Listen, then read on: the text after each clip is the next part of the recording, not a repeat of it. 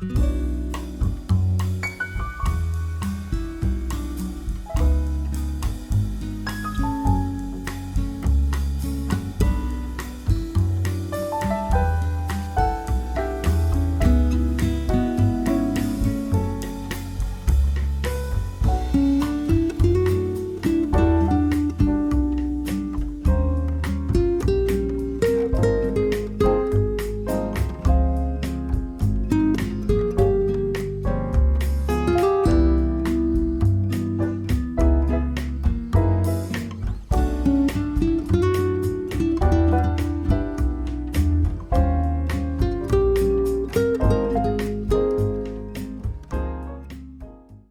morning, Niranjan ji.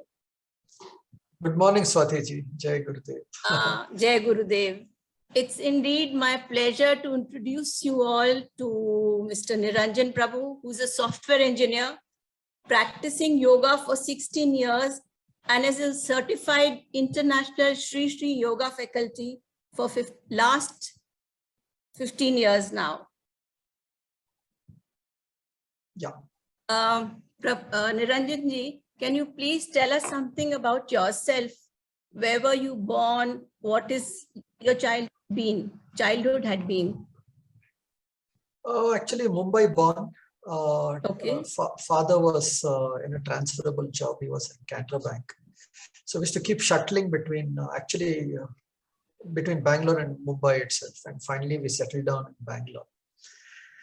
So much of my childhood has been split. It's between Bangalore and Mumbai. And, then I joined Ramakrishna Ashram school in 8th standard in Mysore. After 5 years of studying over there, I did my engineering at RV, my MBA at ICFI Business School, and then I started working. And somewhere around 2006, that was when Art of Living was just picking up. There were posters all around where I was staying in L&T South City, and I thought, let's try it out. And surprisingly, my first course was not the happiness program, but it was a Sri Sri Yoga program. It was conducted by a teacher called Radhika Rai, who was simply so brilliant. I still remember I could not, when I did my forward bends, my hand should not go below my knees. I was that inflexible. I used to do a lot of, gymming and marathoning.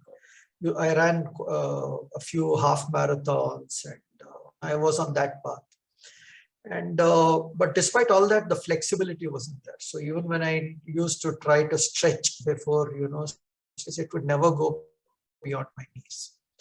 But in that 1 week program that I did with Radhika ji, I could touch the floor. It was quite a revelation to me, and I realized how beautiful Sri Sri Yoga is. It was very different. And then I did my happiness program after that, my advanced, meditation program. And then I worked to, be a Sri Sri Yoga teacher. So I also did my teacher training program, one into it. In those days, it was over 2 years that you could, become a teacher. So I completed all that. And, here I am. I'm not a regular teacher, I'm not a full-timer. But as and when I'm called upon to either speak or to take classes, I always, jump at the opportunity and ensure that the knowledge spreads. So that's been my life. And but what was that particular moment which actually, shifted you from gym to yoga or art of living?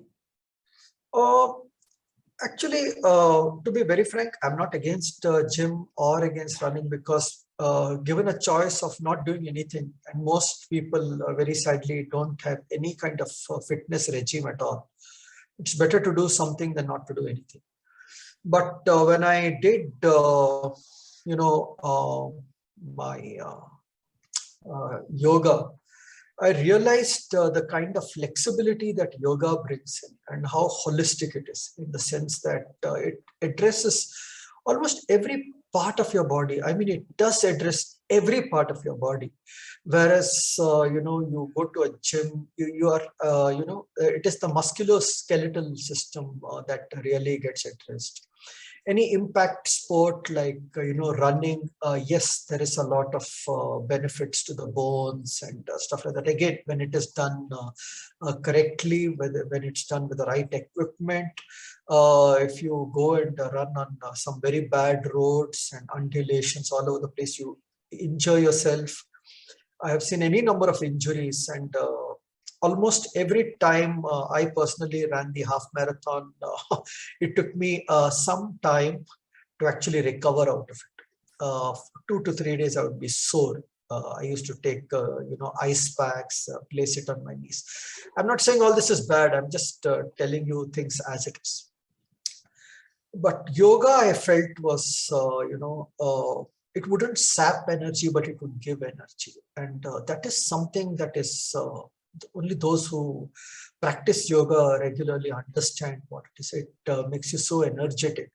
And it is like, charging your battery to 100, and even at the end of the day, you're down to only 80. So, there's so much of energy that it brings about in you. Thus, it is so holistic in the sense that it is not just the body and the body in all its organ systems. It is not just the musculoskeletal, but it's the nervous, it's the digestive system, it's the circulatory system. You think of it, and the endocrine system. Every aspect of it is taken care of in yoga. And that is something that only practitioners who experience this beauty can, really stand testimony to. And that is where I realized that overall health across all the systems, including your mind, the calmness that it brings because of meditation. People think meditation and yoga are different. No, meditation is one of the 8 limbs of yoga. Dhyana is one of the 8 limbs of yoga, as espoused and taught by Rishi Patanjali in the Yoga Sutras.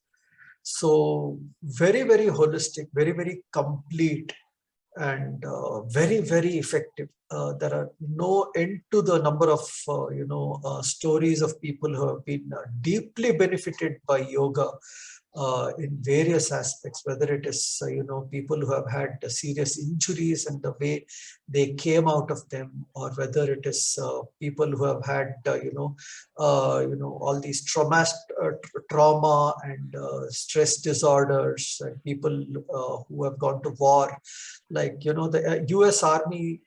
Whenever the regiments come back from Iraq and Afghanistan and all these places, there's a lot of the trauma that happens. It is not just to people who face the bullet, but also those who are shooting it, who face a lot of trauma. And the Kriya and yoga has worked miracles on these people.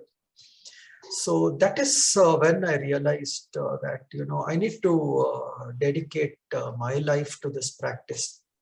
First be a great student. Only then you can be a good teacher, hopefully. But at least I could be a good student. And that being a good student necessarily requires that you are having a devoted practice, which is what I have, inculcated in my life, and ensured that even when I have to teach, I know what I'm talking about. So that's my story. So basically, the key word right now is a dedicated effort is very much required to do yoga. To do anything, but and yoga definitely, because even Patanjali very beautifully says, he says, when does yoga affect you? Is it doing just once or twice and leaving it? Is that okay? He says no. He says dhirga kala. So to dhirga kala, very long time. Nairantarya, every day, without giving breaks, without saying, okay, I'll do it every third day, or I'll do it once a week. No, it's every day, Nairantarya. How do you do it? Satkara Sevita, with a lot of love and respect. You have to do it. Even when we raise our hands, Gurudev explains how you should raise your hand with all your awareness, understanding, and observing how, all the muscles are working over there in the stretches, which part of the body is being stretched. You should pay your attention to that. So Satkara Sevita, giving it all your attention, 100%. Then he says, Dhrida Bhumi, it takes root in you. So yoga has to be, it's like, as Gurudev says, you have dental hygiene, brushing your teeth every day, and yoga is mental hygiene. So very surprisingly, we don't speak of, it doing something great on the body. In fact, it fixes the mind, and through that, the body is benefiting, a great mind and a great body. So even when we look at the prayers that we, chant to honor Patanjali, Patanjali was a great, he was like, what do you call it, like a Da Vinci, who was great at many, many things, a polymath or a polyglot, whatever you call that. And he was not only a great yogi, he was a great doctor. He wrote many treatises in Ayurveda. He wrote many books on Sanskrit grammar. So he actually enriched the language of Sanskrit.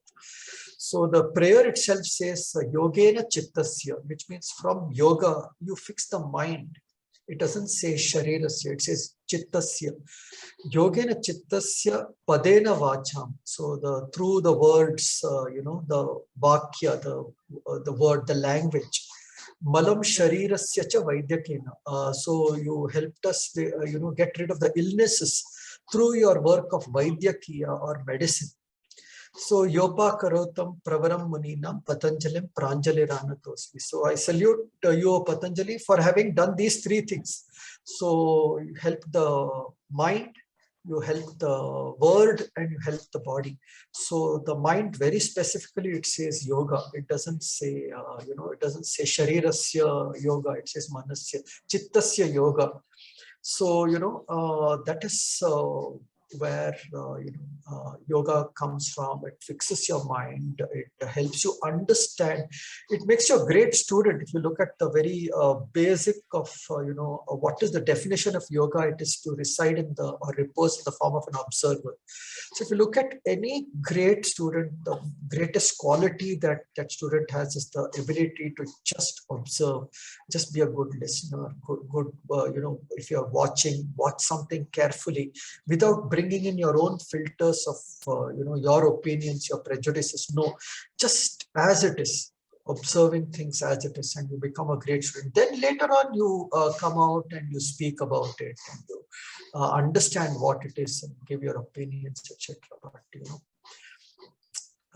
yoga is it looks very physical, but and it definitely, without a doubt, helps you physically much better than any other fitness practice. But it's much more than a fitness practice.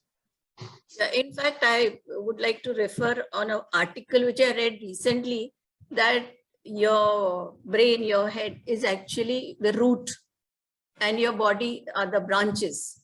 So I think that says all to whatever you have said. It's very enriching, very, very nice. Thank you so much. Now tell me something. Yoga has now become more of a fashion, and you can, I would like to know, I would like you to throw light on the importance of practice, the right postures in yoga. I mean, we see yoga everywhere, but what is the importance of the right posture, and when to hold your breath, and when, how important is your breath also in this? Breath is extremely important. It is the one that is bringing prana in and out. It is bringing the life force into you. But when you look at the practice itself, the asana practice, there are three very beautiful sutras that Patanjali dedicates. In fact, these are the only three sutras he speaks about asana. And the first one is Sthiram Sukham Asanam. Sthiram means steady. Sukham means very comfortable. You feel the lightness in the body. You're not trembling. So, this is something that every person who's doing yoga needs to keep in mind. It is not that you don't work hard, but even when you work hard, when do you know that you're overdoing it? When do you know that you have crossed a limit? It's when your body starts trembling. Don't just move back a little, take that one baby step back and check out if the trembling has stopped. That is, do your best, give your 100%, but also know that your body also has its own memory, it has its own learning mechanism, and it will give you its best, but you need to be a little patient with it. You need to take baby steps, you need to move into it step by step, and not force everything on one day and go injure yourself and create pain for yourself. So first is Thiram Sukham Asanam. The second is very beautiful. He says Prayatna Shaitilya Ananta Samapatibhyam. Let go of all efforts. But Gurudev explains this very beautifully. He says, when can you let go of an effort? It's only when you have already put in the effort. So in the asana, we work very hard to reach a particular state, as explained by the yoga teacher. And once you've reached that state, you have to keep breathing, understand how the breath patterns in asanas are usually very different from how it is when I'm sitting normally over here and talking. So observe how the breath is moving. The breath patterns change. Every asana has its own unique signature for breath pattern. So, let go of the effort, says Patanjali, and allow the infinity to flow through you. So the entire practice definitely needs to be very meditative. Your virtually asanas are also known as meditation in motion. So, you need to put effort to get into the pose. Once you're in the pose, without releasing the pose, let go of the effort. The effort is at the level of the mind. Always remember that. You put in a lot of effort, you want to reach there, It's like, running after the train. But once you've got into the train, don't keep running inside. That's where you relax. But you're in the train. So you're in the asana, but then you relax, and then it automatically becomes very meditative. He says Prayatna Shaitilya Ananta Samapatibhyam. Attain the infinity by letting go of the effort. So this is the second sutra. The third is he speaks of Tatho Dvandva Anabhigataha. Then he says go beyond dualities, go beyond pleasure and pain. Go beyond the this and the that of things, and that happens only when you have done it very meditatively. You're in that posture, you've relaxed in the posture. And so, these three sutras are so pivotal to defining the very critical difference that exists between exercise and yoga. Any exercise, when you do it keeping these three sutras in mind, it becomes an asana, it becomes yoga. So I would, for all those who are on the path of yoga, it's very essential that you understand, the authenticity, the authentic sources of yoga, and not just look at it as any other physical training exercise that you're doing. That brings me to my next question. What is the importance of a guru in practicing yoga? So very essential. The most, important thing in the whole practice is that you are well guided by people who are practicing themselves, who know what it is. And this is true in any discipline, but all the more important in yoga because it's, if you don't have a guru, if you just look at, YouTube videos and do it only as a physical practice, then you lose out on many deeper aspects which are there. And also the fact, Gurudev always says that, Guru Bina Gati Nahi, but, and I'm talking of this as from a higher perspective, not talking of a yoga instructor, but someone like Gurudev, who could explain the Patanjali Yoga Sutra so beautifully. Once you get it from someone like him, then the kind of, the very flavor of yoga changes altogether. Most people, get in, get out, but what keeps you there is a deeper understanding of the Yoga Sutras, and that is the kind of value that Gurudev has added to the Yoga Sutras.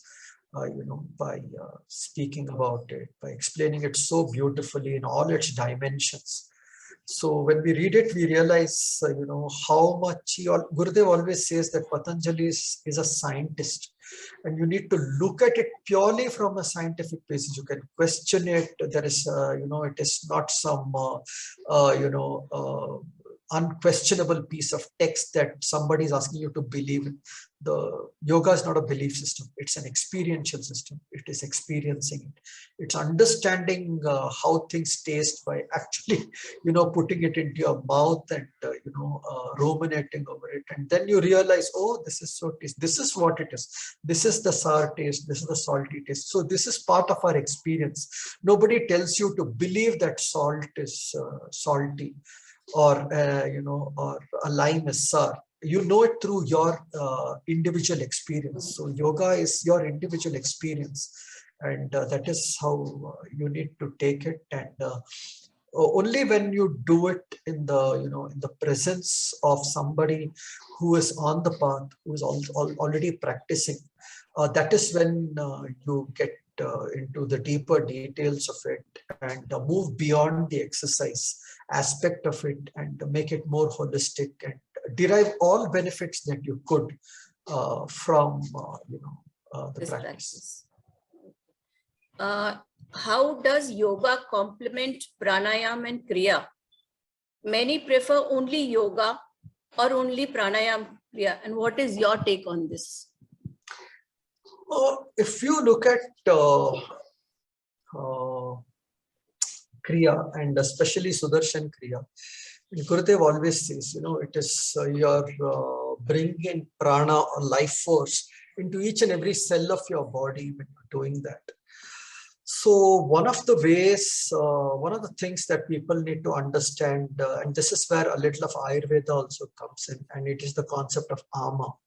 Ama is, anything that we put into our bodies which is not released, which is not come out. And usually we think it is only digestive waste or, urination or something like that. It's not just that. At every cell of our body is, eating something, drinking something, breathing, having oxygen. That's why your hemoglobin is so much needed to carry that oxygen to every cell of your body, without which that cell dies. So each and every cell, because of the fact that it's able to do all this, that is why a conglomerate of all these cells, which is what we are, is able to do all these activities. So at every cell, there is ama that is happening, which is, it is not able to get rid of everything that it has taken in. And asana really helps you get rid of the ama through the sweat, through the breath. We think excretion or cleansing of the body happens, only through, the shaucha that happens in the morning. It's not just that. It's, it's happening all the time. The beautiful thing is we eat only around 2 to 3 kgs of food a day, or 2 to 3 liters of water we drink, but we breathe in and out 10,000 liters of air. So asana practice, the pranayama practice helps you so much in cleansing the body. If you want prana to get into a cell, then if there is ama stuck in that cell, then the pranic flow is impeded in this. So when you do some asana practice, some Surya Namaskars, a very simple but very beautiful sequence like Padma Sadhana, for example, when you do all this, the ama gets cleansed at a very, very deep level in the body. And that is where, you can experience the real wonder of Sudarshan Kriya. Sudarshan Kriya becomes all the more powerful in the way you experience it when you have preceded it with a good asana practice. Can you please, elaborate more on ama? Ama is nothing but what you've taken in, but it is stuck in the body. It's not going out. In the grossest understanding of it, it is constipation. It's the grossest way, but it is happening at every cellular level also. At every cellular level, nutrition is given. That is why we have a particular system of the body known as the lymphatic system. Nobody talks of this system. It's known as the sewerage of the body. So all the waste of your cells gets into that. When cells die, it gets into that lymphatic system. And the lymphatic system, unlike the circulatory system, which has a heart to pump, the lymphatic system does not have a pump. Yogasanas, when done, actually helps so much in ensuring that the lymphatic fluids get pumped, there is movement in them, and that all the lymphatic waste comes out of the body. It is very deep. The kind of effect it has on the lymphatic system is very salutary. And this is what really ensures that people who, when you see people who have done yoga for all their lives. Recently, one Swami Shivananda, who was 125 years old, was, given a Padma Bhushan, I think, by the government. And you look at many of these people who have dedicated their lives to yoga. Why is it that they are able to, live so long? And what more than long, it's the healthy part of it. So healthy. Why is that? Irrespective. Some people may even pass away in their 50s. Paramahamsa Yoganand passed away at 57 or 58. V.K. Sayangar passed away at 95 or 96. Somebody else, there are so many others who are, crossed the 100 level and still alive. But why? More than that number, it's how healthy they are till the very end. And that is because of the fact that,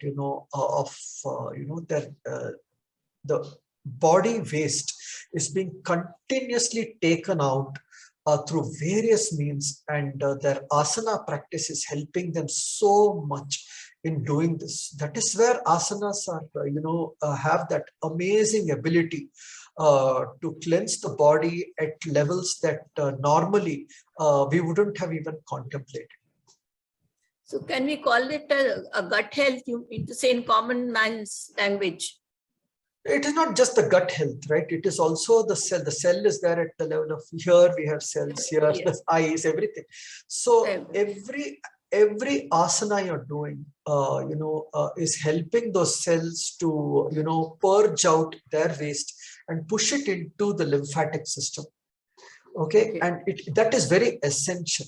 Because the lymphatic system, and I'll re-emphasize, it doesn't have a pump like the circulatory system. The circulatory system has the heart, which is pumping right from the time you were a few days old as a bunch of little cells. One of the first things that actually gets developed is a little heart.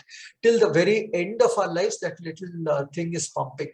So the circulatory system is being pumped, but the lymphatic system doesn't have a pump. And physical activity is very important, but where I feel yoga and asanas are so brilliant is it's not just about having an impact exercise like running, for example, or gymming, where you're looking at just certain parts of your body. Even in gymming, all parts we look at what are those parts which can really impress the world around us. Yoga is about the inner world. It is a completely different world that we are trying to look at. So in yoga, what happens is there are stretches, there are bends, there are twists, there are inversions, and there are squeezes. So when you do all that, that is where, each and every cell gets impacted, and very, very so positively. That's why yoga energizes your day. At the end of the whole thing, when all the waste has been taken out, you have a good asana practice. You never feel tired. You feel, wow, this is, it's been so good for me. I feel so energized. Some people, they can't even explain how they feel. They have no words to put for what they experience after a good asana practice. So that is where, we need to, that's the angle from where we need to understand it and appreciate. Okay. Does the alignment of yoga postures has anything to do with the alignment of the nature? Like you can say a Surya Namaskar? Yoga makes you natural completely. The trials and tribulations of life make us unnatural. Human being is a very different animal. Gurudev always says that for all animals, nature is driving them, but human is the only animal where we are beyond nature. We also have a say on nature. We do things that cause global warming, and we have caused a lot of pain around. So we need to understand it from that perspective. That becoming natural once again is the aim of yoga. At least, that the meditative calmness of mind. Why is that so necessary? It is going back to basics, going back to, where it all started virtually. That's what space is, right? Space is where it all started. So you go back to that silent space when nothing is happening. That is what meditation is. So this is where, all these things come in, and we need to understand it from that perspective.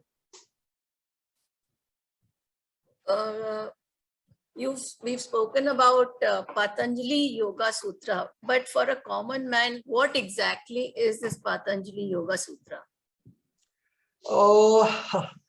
It's basically, they are called aphorisms. A sutra is something that's very succinct, and at the same time, it is conveying the meaning very accurately. That's how there's a shloka which actually speaks of what a sutra is. And the first word, it says asandigdham, which means there's no duality. You won't get confused.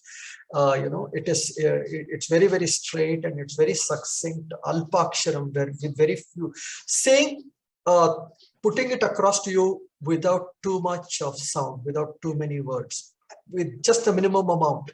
That's what a sutra is. It's also known as a thread, which means, you're controlling a kite through a thread, right? So you keep pulling it and you're pulling it, and then finally you receive something brilliant. Tell us something more about Patanjali Yoga Sutra. Patanjali was a rishi. And though we feel they are religious people, it's not so. It's more on, just understanding the world around them, and realizing that you're also a wave. The wave realizes that it's nothing but the ocean, and then it only needs to understand who it is to understand what the ocean is also. So when it's a small little book with just 196 sutras or aphorisms, and as I said earlier, a sutra is, it means a thread, but it means very few words have been used, very succinctly put, and pregnant with meaning. So gives you, conveys to you what it wants to convey to you, straightforward, without any ambiguity and stuff like that. So if you look at Patanjali's Yoga Sutras, there are four divisions, there are four chapters in it. First, he explains what is Samadhi. It's known as Samadhi Pada. First chapter itself, he explains the end goal. I mean, why are you doing this? What is this for? Second, he says, how can you do it? It's known as the Sadhana Pada.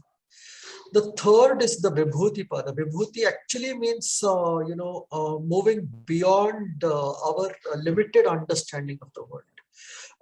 You also realize that through yoga, there are so many, the sensory perceptions which are very, very narrow. Gurudev always says this. He says it beautifully. He says the brain is nothing but a frequency analyzer. And whatever we can see only that which is our senses allow us to see. There is a particular narrow band.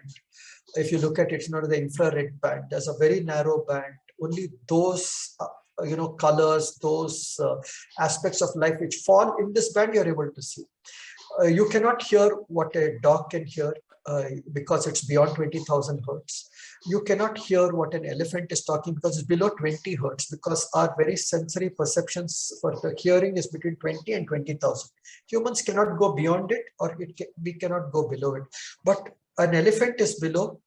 A dog is, cats and all of they can also hear. That's why you use the word dog whistle. The dog whistle, you and I can't hear it, but when you blow it, the dog is able to hear it. So what an eagle, what birds see, they see in far more colors than us. What we see in color, a dog cannot see. So, this limitations that we have for our senses, yoga helps us to, break those limitations and go beyond and understand. That is where the issue of intuition and all that comes in. We start understanding the world from a very different perspective altogether.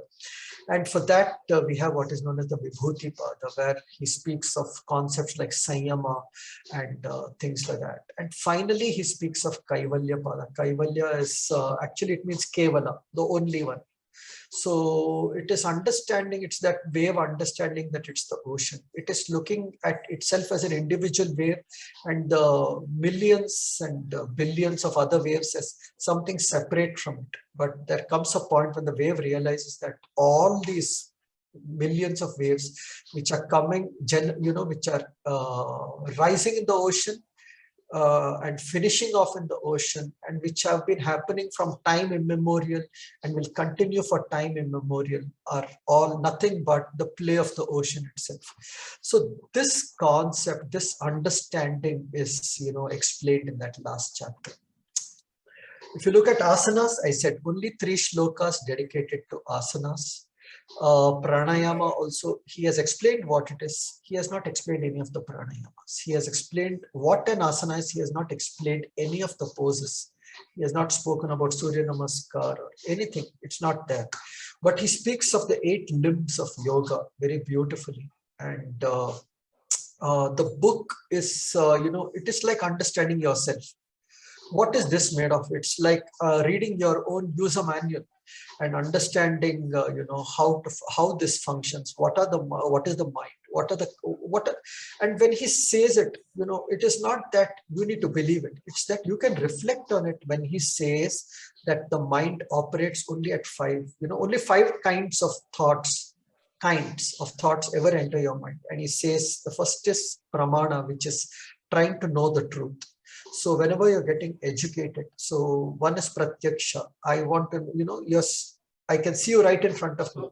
I don't need any book to say that Swati ji is in front of me. The second is anumana, I suspect. So if I see you looking that side, I would suspect that probably your son is there and he's trying to, wave at you and trying to tell you something. But I'm not able to see your son, but I suspect it's him. So that, because of certain events, I use my logic and I say, so that is anumana. And the third is agama, which is the books, the books of science. The agama usually also means the shastras and stuff like that. But Gurudev says, don't think they're only shastras, even the books of science, because you cannot experience them. You cannot say that I want to go and see how the God particle is. But I have to believe the scientists who have said they have done those experiments at CERN in Switzerland, and I have to believe that. So that is one aspect of learning, where you learn what is the truth. The second is in the realm of possibility, but it's not the truth. For example, a friend of mine, he walks past, he doesn't smile at me. Possibly I didn't register to him, but I'm thinking probably he's angry with me. It's in the realm of possibility, but it's not the truth. It's known as viparyaya. The third is known as vikalpa. Vikalpa is imagination. I can think of at one point of time, thinking of flying in an aeroplane or in a bird would have, like a bird would have been a vikalpa. But today it is pramana. It's pratyaksha pramana. You can sit in a plane and go around in it. So vikalpa is imagination. The fourth is nidra, the sleep. And the last one is smriti, or thinking of past memories. So for the last 16 years since I listened to Yoga Sutras, I tried to find if there's a 6th option. There's a sixth way in which my mind functions, and there is none.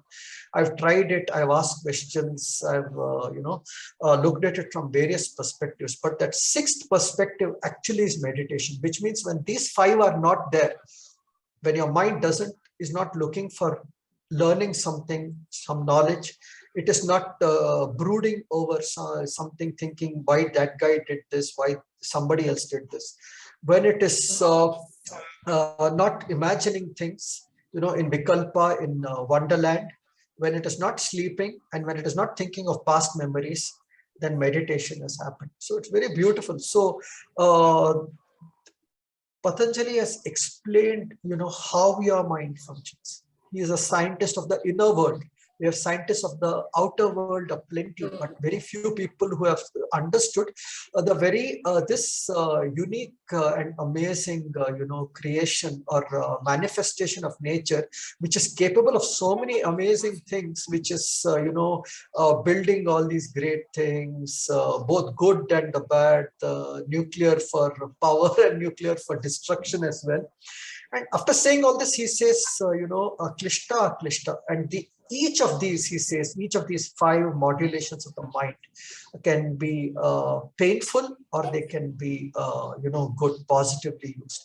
So as I said, even imagining, living in La La Land can be, somebody can decide, why shouldn't this be a part of reality?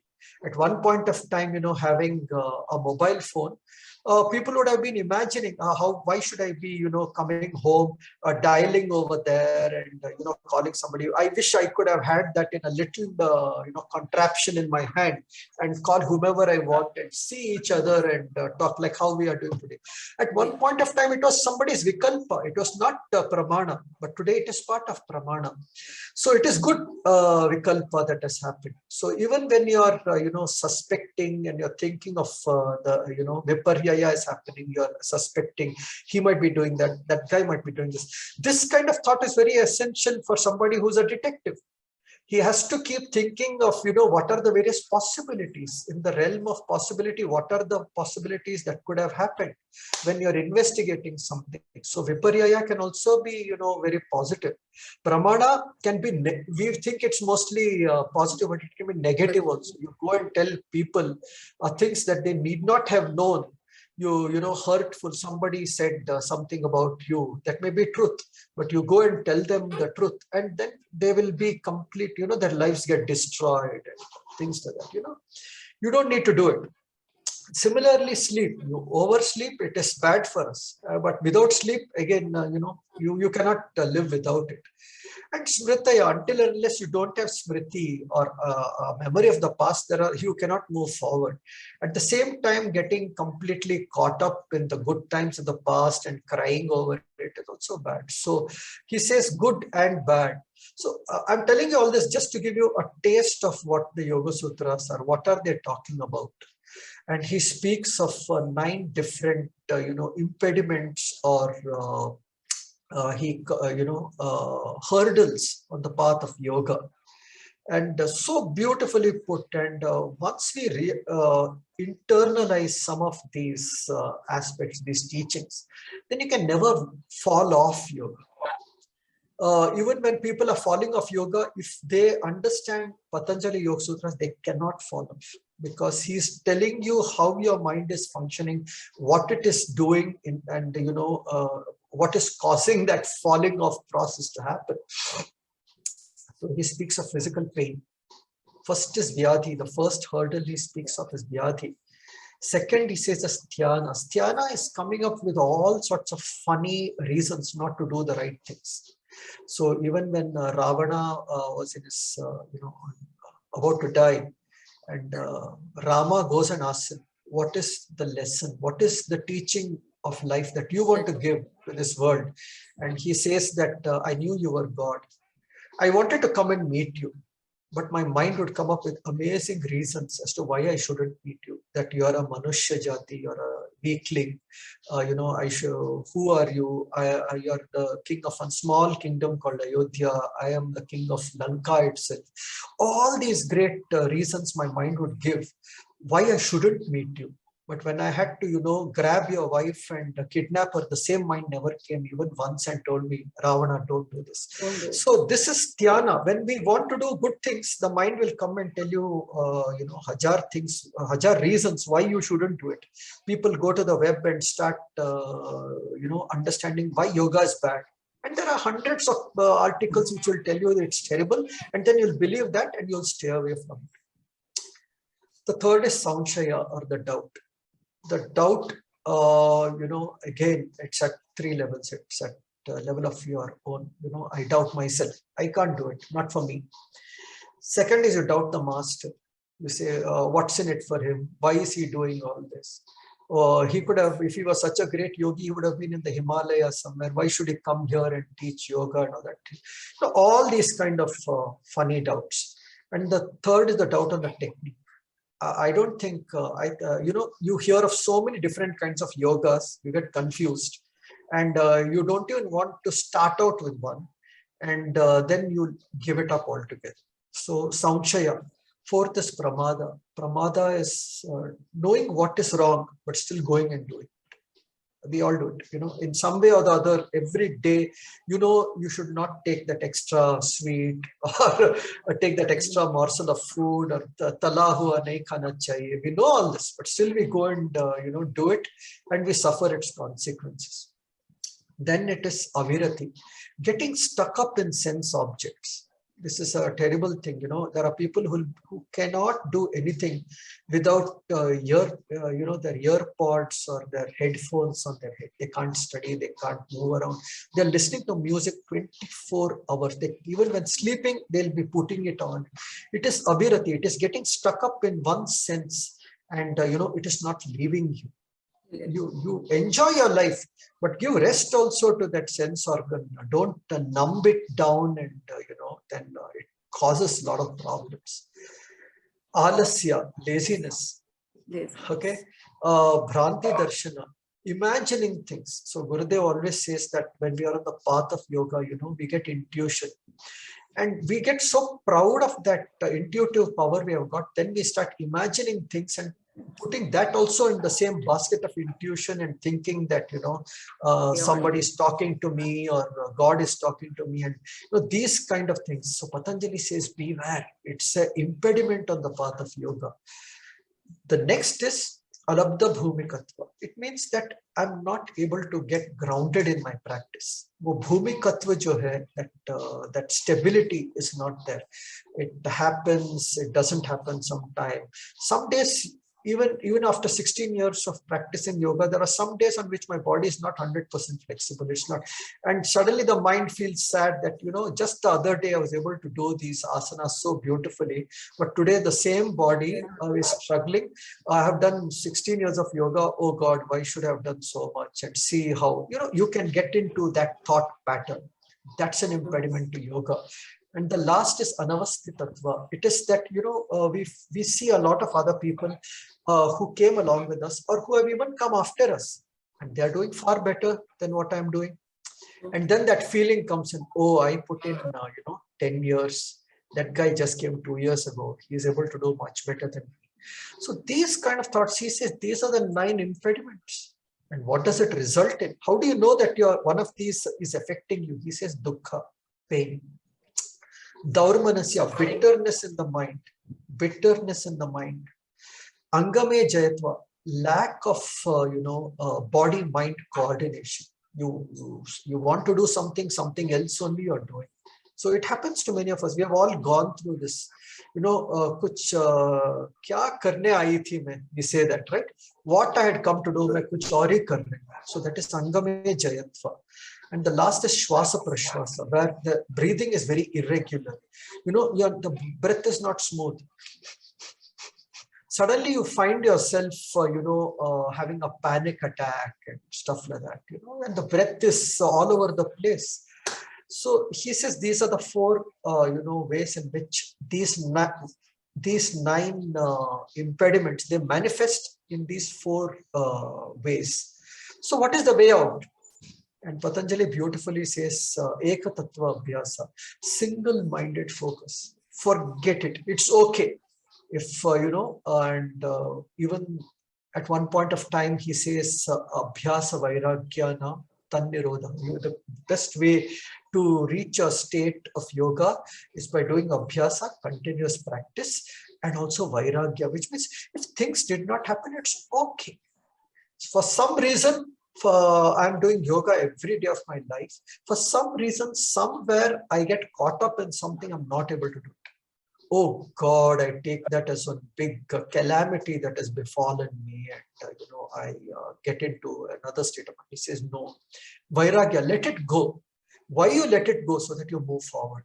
So the whole thing about life is to progress, to move higher, improve the things. And you cannot improve, you cannot move forward if you're stuck up in your failures and you say, oh, I failed. I mean, the kind of time the human species wastes in this particular state of mind is amazing, and the way to go out of it is Vairagya. So these are all the very, very beautiful aspects of human life that Patanjali has explained, and why yoga is important.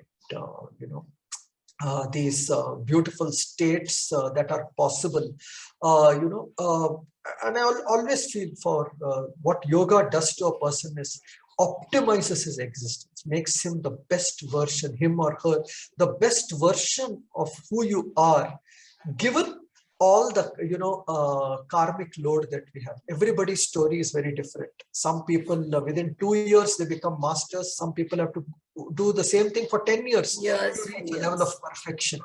And some people even after 16 years will not be able to do certain asanas which people just 2 years ago came in and started practicing. So all these are all the stories of life. And what is important is for who you are, with all your existential journey that you have faced, at any particular point of time you will manifest as the best version of yourself. That is what yoga enables you to be. And this is why yoga is so important. Understanding Patanjali Yoga Sutras is so very important.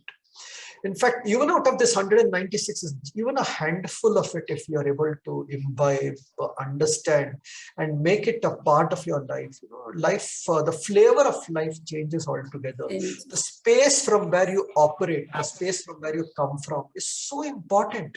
It changes altogether. And you should be comparing yourself only to yourself. Yoga is not competitive sport.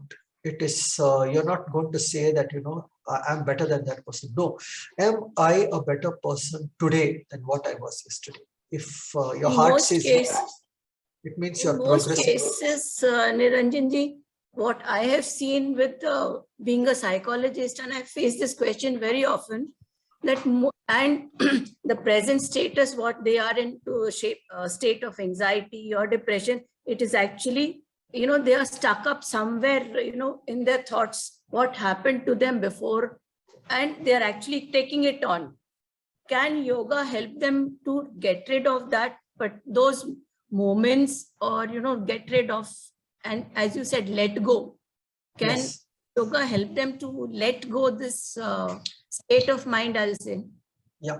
So, Albert Einstein said something very beautiful. He said, whatever are the problems that you see in your life or in the world that have been caused by a particular state of mind, the answer for that cannot come from that same state of mind. You need to elevate that state of mind in order to find an answer to that, or to move on. So and that happens if you look at yogic parlance and yogic understanding of the world. There is a very big correlation between the level of prana that we operate at and the state of the mind, your state of perception. The way you perceive the world at a particular pranic level is very different. When you raise your pranic level, you don't see the world the same way, you see something different. That is why the seers, the yogis see the world very differently than the way somebody normal would be seeing it. So Gurudev gives a very beautiful hint. He always says that look at all your doubts. Your doubts will only come to you when your prana level is low. It's when you're tired You come back after a very tired day, you feel harangued. And even a small child coming up to you and smiling at you can irritate you actually at that point. And you doubt everything. You scream at your family members. We have seen this. This is what is happening in the world. That's because the pranic level has collapsed at the end of a tired day. But the same prana, after a good sleep, good rest, you get up, the person is so cheerful, happy, smiling and all that, right? So this is a hint. So the way to move beyond being stuck in the past, the way to move beyond some of our pains that have left a deep imprint on the mind is to raise the level of prana. And that can happen only through yoga and kriya and all these practices. And how do you do that? You have to do it over long periods of time. You have to do it regularly, and you have to do it with lot of love and respect. Many of us, I've seen, we eat whatever we want, we put on a lot of weight, and we do this reckless eating for years together. And then one day we decide we have to become slim, and we join a weight loss program and want that thing to work within a month. It won't happen, Ji. So even our karmas are like that. The impressions of various events that have occurred in our lives, they have such a deep imprint on the mind. To iron out those those creases, it will take some time. Just be patient with the process of life. And that is one of the beautiful things of, I learned this in asana when I am in certain difficult postures and you just want to get out of it. And then you say, okay, boss, stay here for some time, take a deep breath, think of those 3 sutras Patanjali has spoken about, and that is where patience, you develop patience. Can you be in that posture without that mind telling you just come out of it? So most of us want to just run away from the process of life. Also many times when difficulties come, we just want to run away. We think pushing it under the carpet will help. It won't. So we have to be patient with the process of life, and yoga helps you understand what that patience is. And we just, as the first few sutras only Patanjali says, tada drishtu swarupe avasthanam. Be in the state of the observer, be a good student, observe the process of life patiently, and your whole life improves. The quality of your life improves dramatically. Now, my last question to you is very personal. How has yoga and all this changed your life? How, what good and what changes it has got into your, being a better person? See, it's most of us, if you look at all the pains of life, it's because life did not reveal itself to you the way you wanted to see it, right? I wanted this to happen, but that happened. So I'm really enraged. I'm depressed. It causes deep impressions on my mind. But just understanding that it's not going to happen that way. You're going to take some and you're going to lose some. That is the way life. That is the nature of the whole thing. The nature of this existence. And be patient with the process of life. That's the most important thing. Just be patient with it. Understand, once you've got onto the path, you understand, and with all this understanding, it helps you such a great deal just to be equanimous and take life as it comes. You get bad news, you get good news. It's all part of the deal. Even in Ayurveda, when we serve food, you're supposed to not only eat the sweet, but also the sour, the bitter, the astringent, the salty. All those 5 or 6 days have to be there for a wholesome meal, for a full-fledged wholesome meal that's healthy for you. So somebody even said, right, that the ups and downs of life, even in your cardiogram, it shows ups and downs, ups and downs. And if you don't want those ups and downs, then it means that life has stopped. So, the ability to understand this, look at life from holistic perspective, automatically you become a very healthy person. And Gurudev's explanation of health is not just that lack of disease, but having a prejudice-free mind, having an impression-free memory. All these, there are very beautiful points. I think Priyaji will tell them out to you. But the very beautiful understanding of what is good health. It's about being cheerful. It's about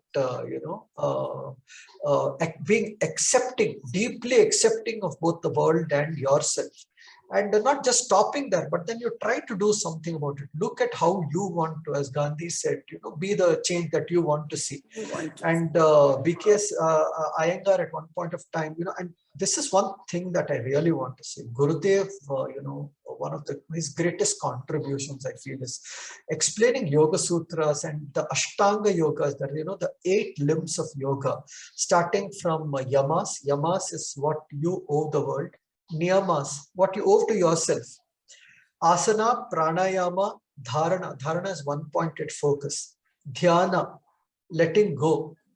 Dhyana, dharana, and we have samadhi, and and we also have one particular limb. I'm not able to get it now, where you completely go within. It's Krishna explains it as the limbs of a tortoise. He says, Kurmongani va sarvasha, get all your limbs within. So get all your senses within. So, and then the dharana, dhyana, and samadhi. So these are the 8 limbs of yoga. And he says that how do you get all the 8 limbs? He says they are limbs, they are not steps. So you take a table and you pull one leg of the table, the entire table comes along. Similarly, you take any one aspect of yoga and you practice it very well, and all aspects of yoga come along with you. So B.K. Iyengar, in one of his talks, he speaks of Gandhi, and he says Gandhi talked of only the first two yamas, which is Satya and Ahimsa. Only on these two, he did so much.